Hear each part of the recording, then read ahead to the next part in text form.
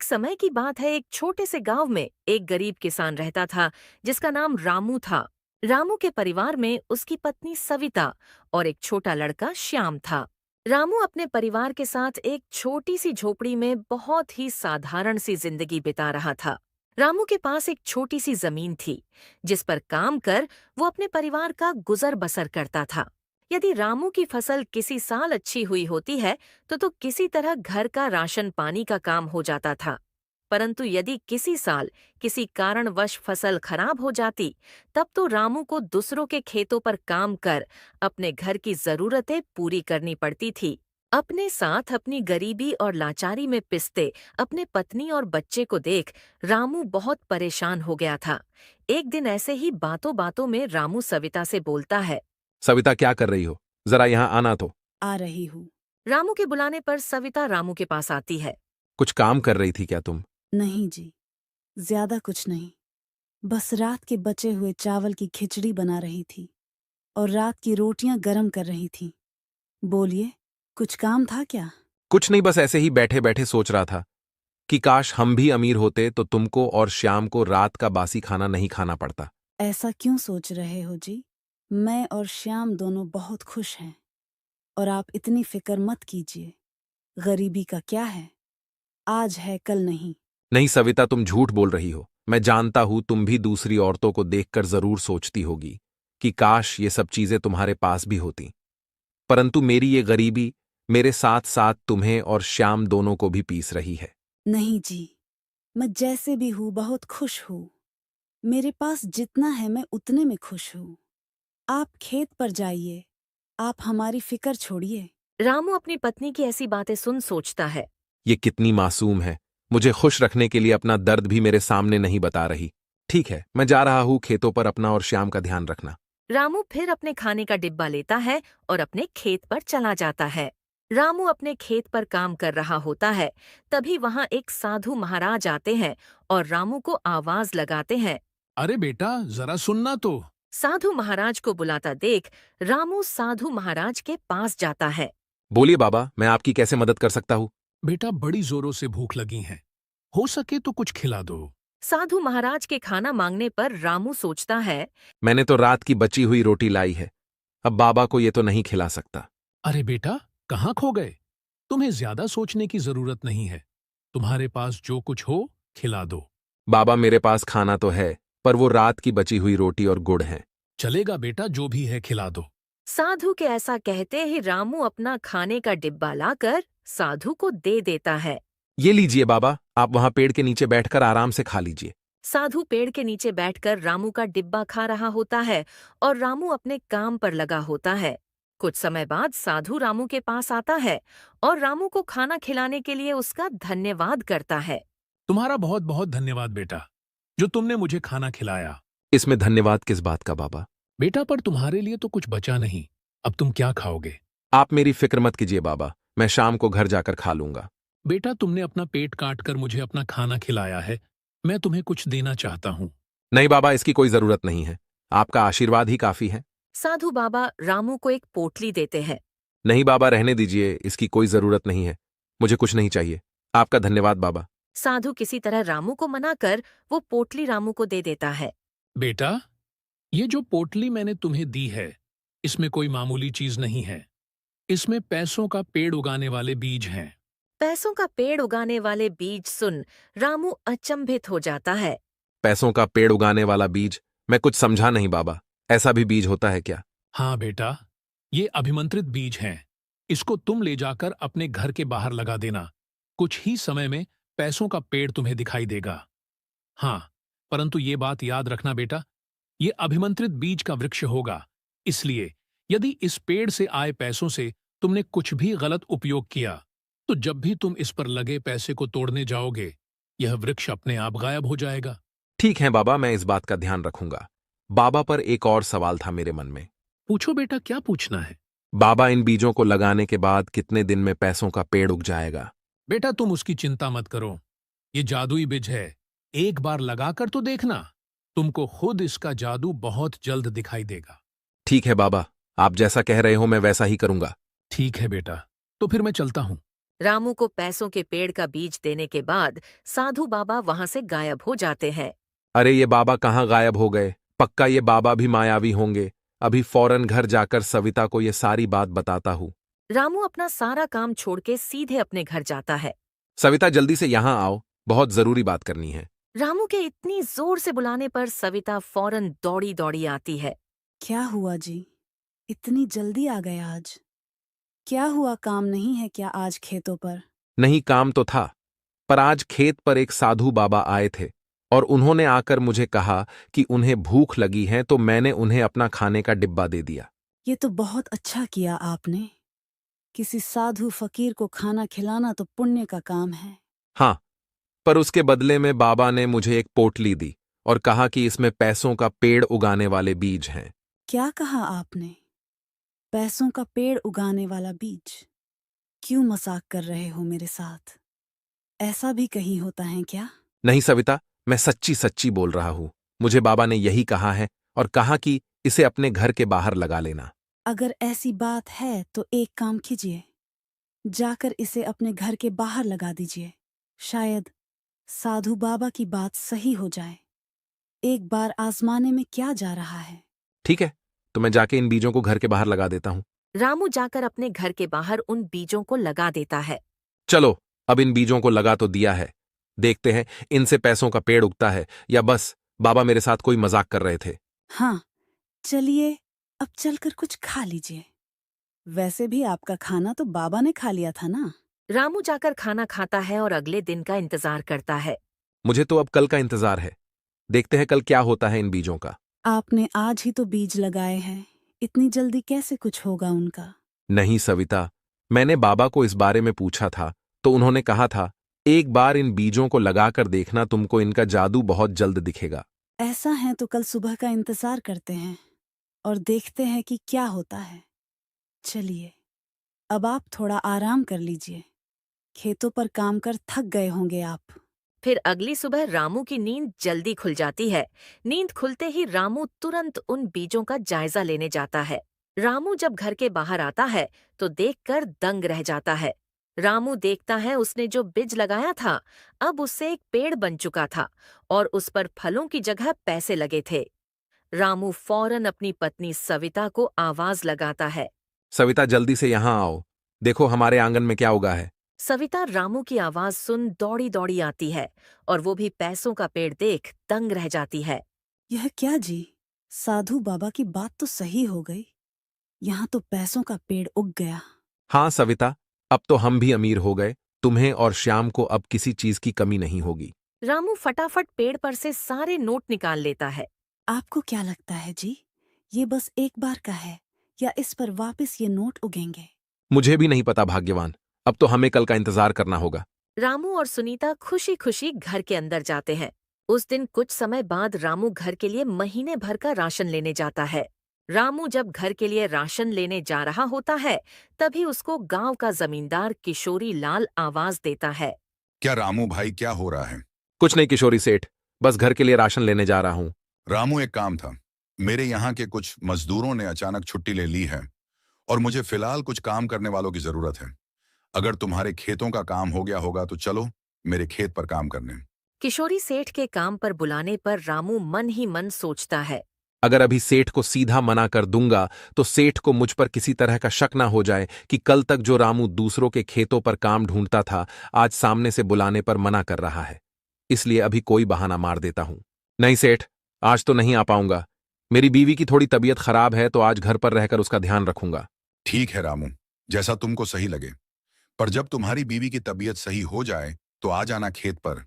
इस समय बहुत काम है मेरे खेत पर। ठीक है सेठ जी। सेठ वहां से चला जाता है और रामू राशन की दुकान की तरफ निकल जाता है। अरे आओ रामू भाई, बताओ कैसे आना हुआ? सूरज भाई, घर के लिए कुछ राशन लेने आया हूं। तुम्हारा पहले का भी कुछ हिसाब बचा है रामू भाई, उसका भी थोड़ा देख लो। अरे फिक्र मत करो भाई, आज सारा पुराना हिसाब चुका दूंगा। ठीक है भाई, बताओ क्या क्या दूं? रामू महीने भर का राशन लेकर घर पहुंचता है। आ गए आप? आज तो लग रहा है आप पूरी दुकान ही खरीद कर ले आए हो। नहीं, बस महीने भर का राशन लाया हूं। क्या पता कल पैसों के पेड़ पर पैसे आए या नहीं, और पैसे गलत जगह डालने से अच्छा मैंने सोचा महीने भर का राशन भरा लेता हूं। हाँ, सही किया आपने। चलिए, अब आप आराम कीजिए। मैं आपके लिए खाना बनाकर लाती हूँ। उस रात रामू, सविता और श्याम जब खाना खाने जा रहे होते तभी खाने में इतनी चीजें देख श्याम बोलता है। क्या बात है माँ, आज तो खाने में बहुत चीजें बनी हैं। क्या हुआ, आज कोई खास बात है क्या? नहीं बेटा, बस आज तुम्हारे पिताजी की समझो, किस्मत खुल गई। इसी बात पर उन्होंने आज राशन का बहुत सामान भर लिया। क्यों सविता, तुम बच्चे को कुछ भी बोल रही हो? नहीं बेटा, बस आज राशन भर आया था तो तुम्हारी माँ ने ये सब बना दिया। उस रात रामू का पूरा परिवार भर पेट खाना खाता है और सो जाता है। अगली सुबह भी रामू जल्दी उठ जाता है और सीधे घर के बाहर लगे पैसों का पेड़ देखने जाता है। रामू जब पेड़ के पास जाता है तो देखता है वह पेड़ फिर से पैसों से भरा हुआ था। राजू फटाफट फिर से सारे नोट तोड़कर एक गोनी में भर के घर में जाता है। रामू घर के अंदर जाता है और सविता को बुलाता है। सविता, जरा यहाँ आओ और यह देखो। रामू के बुलाने पर सविता वहां आती है। क्या हुआ जी? सविता, ये देखो, पैसों के पेड़ पर फिर से पैसे उगे थे। अब तो हमें किसी चीज की चिंता नहीं करनी होगी। बस रोज सुबह उठो और पेड़ से पैसे निकालो। हाँ जी, पर हमें इस पेड़ को संभाल कर रखना होगा। अगर किसी को इस पेड़ के बारे में पता चल गया तो इस पेड़ को हमसे छीन न लें। हाँ सविता, सबसे पहले तो रोज सुबह सुबह उठकर किसी के देखने से पहले हमें पेड़ पर उगे सारे पैसे निकाल लेने होंगे, ताकि किसी को इस पेड़ के बारे में पता ही ना चले। ठीक है जी। कुछ दिन इसी तरह गुजर जाते हैं। अब रामू के पास बहुत पैसे हो जाते हैं। रामू ने अब खेतों में काम करना भी छोड़ दिया था। रामू दिन भर बस घर रहकर आराम करता था। रामू के खेतों पर न जाने की वजह से अब गांव के लोगों ने भी यह बात करनी शुरू कर दी थी। क्या भाई विमल, आजकल रामू नहीं दिखाई देता खेतों पर? क्या हुआ, सब ठीक तो है ना? कहीं कुछ हुआ तो नहीं है रामू को? पता नहीं सेठ जी, कई दिनों से रामू अपने खेतों पर भी नहीं आ रहा है। ठीक है, चलो छोड़ो। रामू कहीं मिलेगा तो हालचाल पूछ लेना। जी सेठ जी। इसी तरह कुछ और दिन बीत जाते हैं। अब रामू अमीरों की जिंदगी जी रहा था। ना खेतों पर जाता, ना कोई काम करता। एक बार किशोरी सेठ रामू के घर के पास से गुजर रहा था। तभी किशोरी सोचता है, चलो, अब रामू के घर के पास से गुजर रहा हूँ तो एक बार रामू का हाल चाल लेता चलता हूँ। सेठ रामू के घर के अंदर जाते ही घर की कीमती चीजें देख दंग रह जाता है और बेड पर लेटे रामू को आवाज लगाता है। रामू, ये सब कैसे हुआ? तेरे पास तो 2 वक्त की रोटी के पैसे नहीं होते थे, अचानक इतनी अमीरी? रामू सेठ को अचानक घर में देख घबराकर उठ खड़ा होता है। अरे सेठ जी, आप यहाँ, बोलिए कैसे आना हुआ? कुछ नहीं, बहुत दिनों से तुम खेतों पर दिखाई नहीं दिए थे और आज बस तुम्हारे घर के पास से गुजर रहा था तो सोचा तुमसे मिलता चलूं। हाँ सेठ जी, बहुत दिन से तबीयत खराब चल रही है तो खेतों पर नहीं जा पा रहा हूँ। रामू, एक सवाल पूछूं, बुरा तो नहीं मानोगे? अरे पूछिए सेठ जी। रामू, एक समय पर तुम्हारे पास एक टाइम का खाना खाने के पैसे नहीं थे और आज तुम्हारा घर तो साजो सामान से भरा हुआ है। घर पर रहते रहते ऐसा क्या किया तुमने जो तुम्हारे इतने दिन बदल गए? सेठ से ये सवाल सुन रामू थोड़ा डर जाता है और सेठ को एक झूठी कहानी सुना देता है ताकि सेठ को पैसों के पेड़ के बारे में कुछ पता ना चले। नहीं सेठ जी, ऐसा कुछ खास नहीं हुआ। बस मेरे दादाजी की गांव के बाहर एक जमीन थी। अभी कुछ ही दिनों पहले वो बिकी है, जिसकी काफी अच्छी खासी कीमत मिली है, तो बस उन्हीं पैसों से ये सब सामान खरीदा है। सेठ को रामू की बातों पर विश्वास नहीं हो रहा था। तभी उसकी नजर अचानक रामू के बेड के नीचे जाती है, जहां वो पैसों से भरी बोरी देखता है। पर इस बारे में वो रामू से कुछ नहीं कहता है। ठीक है रामू, तो तुम आराम करो, मैं चलता हूँ। ठीक है सेठ जी। किशोरी सेठ वहां से चला जाता है और जाके गांव के कुछ लोगों को रामू की यह कहानी बता देता है। अरे जीतू भाई, तुमको रामू के बारे में कुछ पता चला है क्या?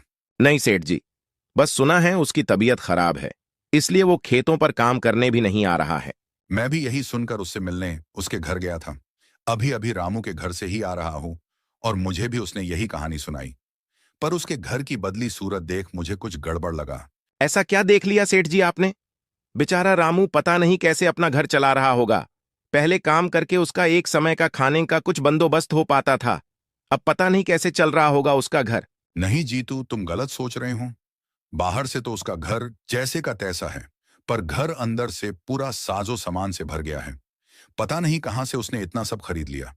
और मैंने उसके बिस्तर के नीचे एक पैसों से भरी बोरी देखी थी। रामू के घर में पैसों से भरी बोरी और इतना सामान सुन जीतू के मन में लालच आ जाता है।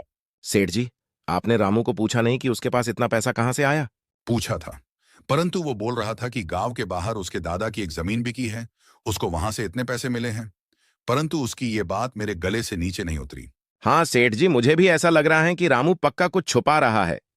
चलो हमको क्या, हमारे पास थोड़ी ना दादा की जमीन है जिसे बेचकर हमें पैसे मिले। हमें तो खुद कमाना है और खाना है। ये बोलकर जीतू वहां से चला जाता है और रामू के घर के पास पहुंच जाता है और रामू पर नजर रखना शुरू करता है। जीतू दिन भर तो रामू के घर के वहां छुप कर रहता है। देखते देखते रात हो जाती है। जीतू सोचता है। चलो चलता हूँ, अब कल आऊंगा, आज तो कुछ पता नहीं चला। जीतू जैसे ही वहां से जा रहा होता है तभी वो देखता है रामू के घर के बाहर वाले पेड़ पर पैसे उगने लगते हैं। यह देख जीतू दंग रह जाता है। जीतू फटाफट सारे पैसे पेड़ से निकालता है और एक बोरी में भरकर वहां से निकल जाता है। अगले दिन सुबह सुबह रामू जब पेड़ के पास आता तो देखता है पेड़ पर एक भी नोट नहीं था। यह देख रामू परेशान हो जाता है। ये क्या हो गया? कहाँ गए सारे पैसे? आज पेड़ पर पैसे क्यों नहीं आए? यहाँ पेड़ पर पैसे न देख रामू परेशान था। जीतू अगली रात फिर जाता है और फिर से पैसों के पेड़ से सारे पैसे तोड़ लाता है। और सुबह जब रामू पेड़ से पैसे तोड़ने जाता तो वहां एक भी नोट नहीं होता है। इसी तरह 2-3 दिन चलता है। इनसे परेशान होकर रामू सविता से कहता है। सविता, लग रहा है मुझसे कुछ गलती हो गई है, क्योंकि बाबा ने कहा था अगर तुम इन पैसों का कुछ गलत इस्तेमाल करोगे तो पेड़ गायब हो जाएगा। नहीं जी, मुझे तो कुछ गड़बड़ लग रही है, क्योंकि देखिए पेड़ तो वहीं का वहीं है, बस पैसे गायब हो रहे हैं। एक काम कीजिए, आज आप रात को छुपकर पेड़ पर नजर रखिए।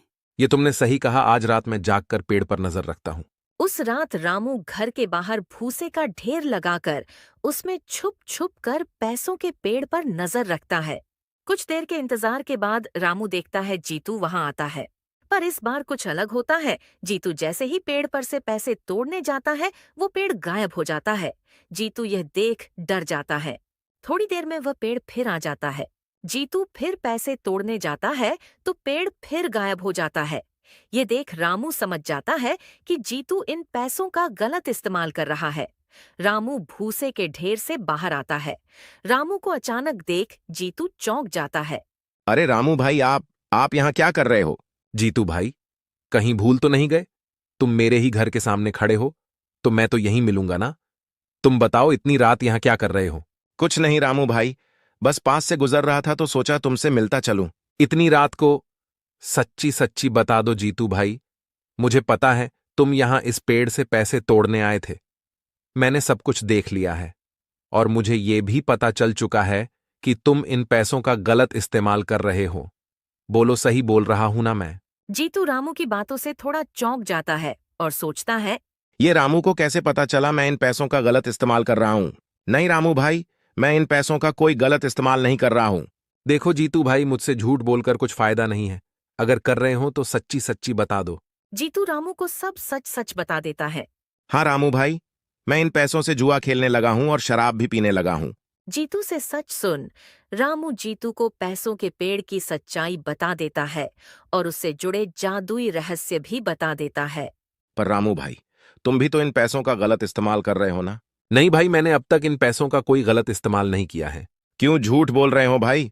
बिना गलत इस्तेमाल किए तुमने इतना साजो सामान कहाँ से भर लिया अपने घर में? नहीं भाई, तुम गलत समझ रहे हो। मैंने अब तक इन पैसों का कोई गलत इस्तेमाल नहीं किया है। मैंने इन पैसों से गांव के बाहर जमीन खरीदी और उस जमीन पर मजदूर लगाकर काम कराया। उस जमीन से उगे अनाज से मैं ये सब साजो सामान खरीद रहा हूं।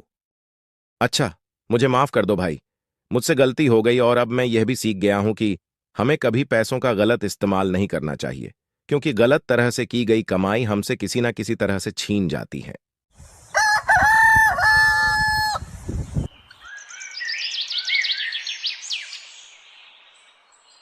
विजयनगर नाम के एक छोटे से गांव में कृष्णा नाम का एक लड़का रहता था। अभी कुछ ही दिनों पहले कृष्णा के पिताजी की मृत्यु हुई थी। कृष्णा पढ़ाई लिखाई में बहुत तेज था, परंतु पिताजी के मृत्यु के बाद कृष्णा ने स्कूल वगैरह जाना छोड़ दिया था। अब वह घर की जिम्मेदारियों को संभालने में व्यस्त हो गया था। कृष्णा के घर में कृष्णा के अलावा कोई और कमाने वाला नहीं था।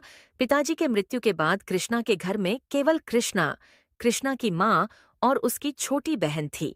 कृष्णा का यह सोचना था कि घर में अगर कोई कमाने वाला नहीं होगा तो घर का खर्चा कैसे चलेगा। इसी कारण से वह स्कूल छोड़ काम करने लगा था। वह प्रतिदिन जंगल में जाकर लकड़ियों को काटता और उन लकड़ियों को ले जाकर बाजार में बेच दिया करता था और कुछ लकड़ियां घर में जलावन में उपयोग करता था। एक दिन इसी तरह कृष्णा बाजार से लकड़ियां बेचकर घर लौटता है और अपनी माँ को आवाज लगाता है। माँ, ओ माँ, कहाँ हो? जरा यहाँ आना तो। कृष्णा की आवाज सुन उसकी माँ आती है। आ गया बेटा तू, आज ज्यादा समय लगा दिया तूने। हाँ माँ, आज मुझे जंगल से लकड़ियां लाने में थोड़ी ज्यादा देरी हो गई थी और फिर बाजार में बेचने में भी थोड़ा ज्यादा समय लग गया, इसलिए घर भी देर से आया। बेटा तुझे मैं कब से बोलते आ रही हूँ, तू ये काम छोड़ दे और फिर से स्कूल जाना शुरू कर दे। माँ, अगर मैं ये काम छोड़ दूंगा तो घर का खर्च कैसे चलेगा? आप तो जानते ही हो कि पिताजी के जाने के बाद घर में केवल आप, मैं और रानी ही हैं। और आप अब काम करने के लिए काफी कमजोर हो और आपकी तबीयत भी आपका साथ नहीं दे रही है और रानी बहुत छोटी है, तो बचा केवल मैं। हाँ बेटा, पर तू छोड़ दे ये काम, मैं कर लूंगी किसी तरह कुछ और चला लूंगी घर का खर्चा। पर तू छोड़ ये काम और स्कूल जाना शुरू कर दे। माँ, आप मेरी पढ़ाई की चिंता छोड़ दो। रानी है ना, वो कर रही है ना पढ़ाई, और घर में एक पढ़ा लिखा होना जरूरी होता है। कृष्णा की माँ कृष्णा को बहुत समझाने की कोशिश करती है, पर कृष्णा उनकी बात नहीं मानता और एक ही बात दोहराता रहता है। माँ, मैं आपको कह रहा हूं ना, आप मेरी चिंता छोड़ दीजिए, मैं सब कुछ संभाल लूंगा। आप बस आपकी तबीयत का ध्यान रखिए और छोटी की पढ़ाई का ध्यान रखिए। फिर अगली सुबह कृष्णा फिर से अपना काम करने जंगल की ओर निकल जाता है और जाते जाते अपनी छोटी बहन को भी साथ लेता जाता है ताकि उससे स्कूल छोड़ सके। कृष्णा पहले रानी को स्कूल छोड़ता है, फिर वहां से जंगल लकड़ियां काटने चला जाता है। कृष्णा दिन भर जंगल में लकड़ियां काटता है और फिर उन लकड़ियों को बाजार ले जाकर बेच देता है। कृष्णा जब घर वापस लौट रहा था तभी वह देखता है कुछ लोग एक खेत में काम कर रहे होते हैं और वहां से थोड़ी दूरी पर एक जमींदार बैठा था। ये देखकर कृष्णा ने सोचा कि मैं एक बार जाकर इस जमींदार से बात करके देखता हूँ, शायद मुझे भी यहाँ काम मिल जाए, तो मुझे जंगल नहीं जाना पड़ेगा लकड़ियां काटने। कृष्णा तुरंत जमींदार के पास पहुंच जाता है और जमींदार से कहता है। सेठ जी, मुझे यहाँ कोई काम मिल सकता है क्या? बेटा, यहाँ काम तो बहुत है, पर तुम इस काम के लिए बहुत छोटे हो। तुम्हारी उम्र अभी पढ़ाई लिखाई करने की है। हाँ सेठ जी, मैं जानता हूँ कि मेरी उम्र छोटी है, लेकिन मेरे घर की हालत अच्छी नहीं है और मुझे घर चलाने के लिए पैसा कमाना ही होगा। कृष्णा उस जमींदार को बहुत समझाने की कोशिश करता है। कृष्णा के इतना समझाने के बाद आखिरकार सेठ मान जाता है। देखो कृष्णा बेटा, मेरा तो बस यही खेतों वाला काम है। अगर तुम्हें मंजूर है तो तुम कर सकते हो।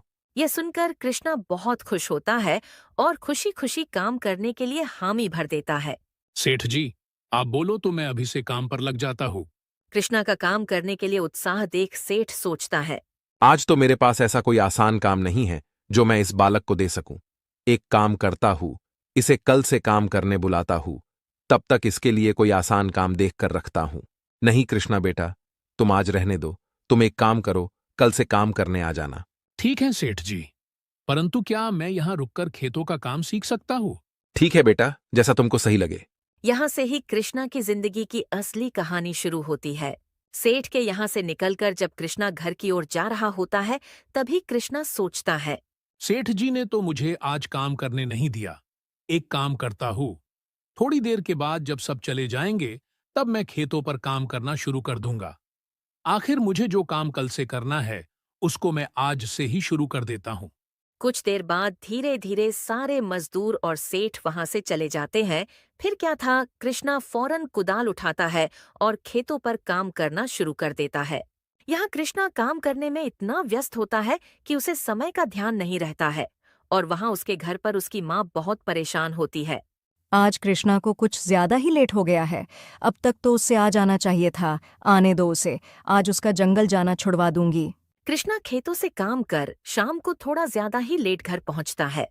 जब वो घर पहुंचता है तो देखता है माँ उसका इंतजार कर रही होती है। आ गया तू? तुझे मैं पहले ही मना कर रही थी, छोड़ ये काम और स्कूल जाना शुरू कर। इतना लेट घर आएगा, समय पर खाना नहीं खाएगा तो बीमार हो जाएगा, और अगर बीमार हो जाएगा तो किस काम की यह कमाई। माँ को इतना परेशान देख कृष्णा कहता है। माँ, अब तुमको इतना चिंता करने की कोई जरूरत नहीं है। क्यों बेटा, तुम स्कूल जाना शुरू करने वाले हो क्या? नहीं माँ, मुझे अब जंगल नहीं जाना पड़ेगा। मुझे पास के ही खेत पर काम मिल गया है। अब से मैं लेट भी नहीं आऊंगा और पैसे भी थोड़ा ज्यादा मिलेंगे। कृष्णा से यह सुन उसकी माँ को थोड़ा दिलासा तो मिलता है, पर फिर भी वह कृष्णा को काम करने से मना करती है। बेटा वो सब तो ठीक है, पर फिर भी मेरा एक ही कहना है, हो सके तो तुम काम करना छोड़ दो और स्कूल जाने लगो। माँ, आपकी इतनी तबीयत खराब रहती है और रानी छोटी है। अब आप ही बताओ कैसे चलेगा हमारे घर का खर्चा।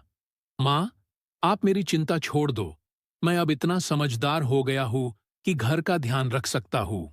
अगली सुबह कृष्णा रोज की तरह खेतों पर काम करने निकल जाता है और जाने से पहले कृष्णा रानी को स्कूल छोड़ता है, फिर वहां से खेत पर चला जाता है।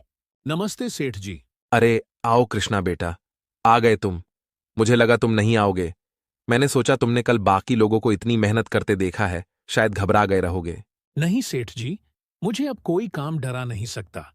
पिताजी के गुजर जाने के बाद मेरी जिम्मेदारियां बढ़ गई हैं और उन्हें निभाने के लिए मैं कोई भी काम करने के लिए तैयार हूँ। क्या बात है कृष्णा बेटा, आज के जमाने में कुछ लोग शादी के बाद भी अपने माँ बाप के भरोसे रहते हैं, और एक तुम हो। तुमने तो मेरा दिल छू लिया। हाँ सेठ जी, चलिए अब मुझे भी कुछ काम दीजिए। कृष्णा का अपने परिवार के प्रति जिम्मेदारी देख सेठ सोचता है।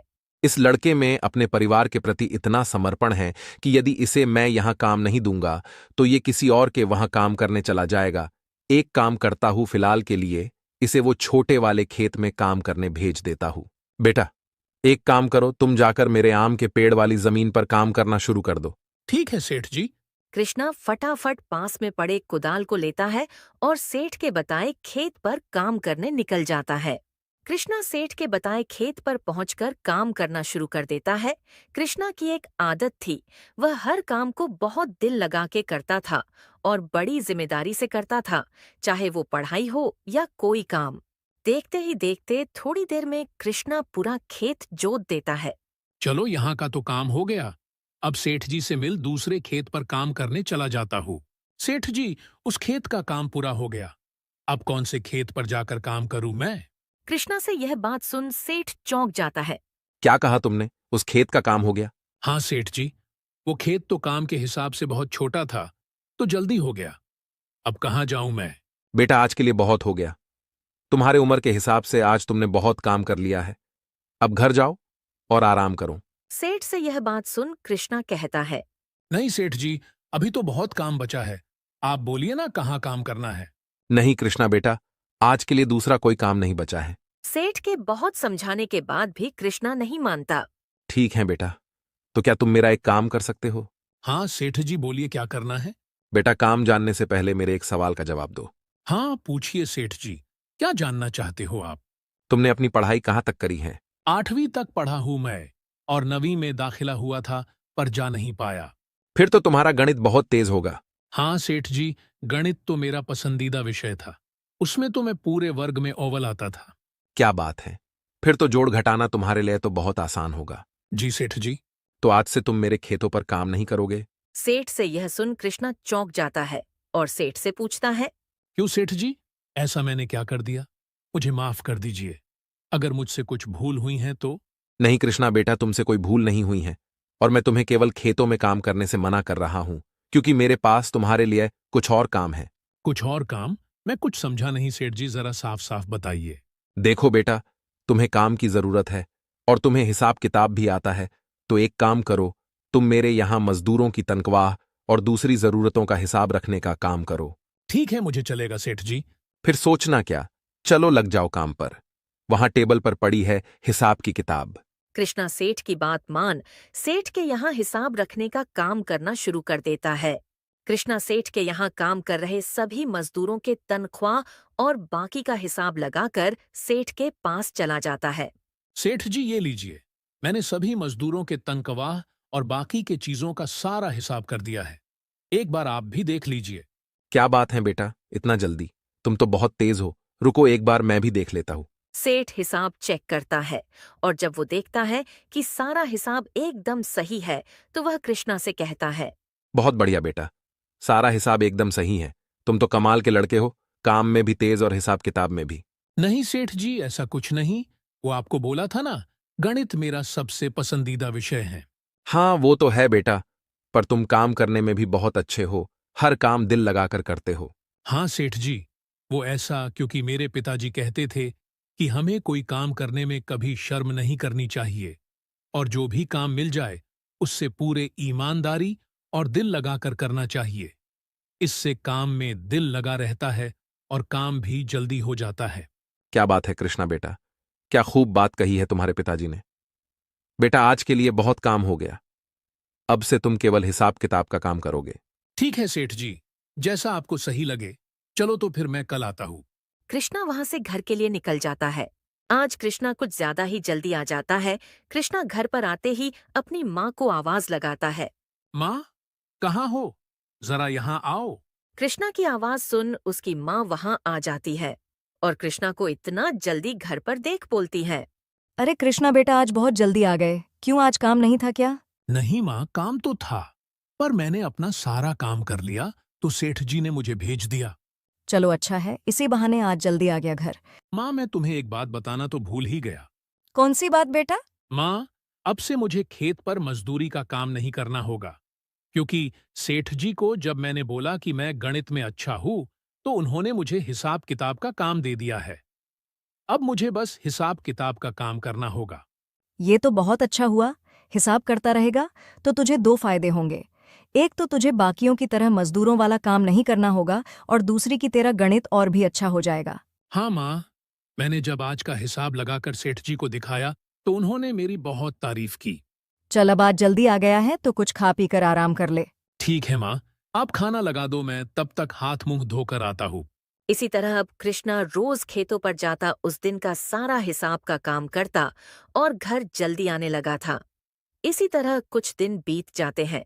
फिर एक दिन जब सेठ देखते हैं कि कृष्णा घंटों का हिसाब का काम मिनटों में कर देता था और उसका बाकी का समय खेत पर व्यर्थ जा रहा है, तो वो कृष्णा को अपने पास बुलाता है।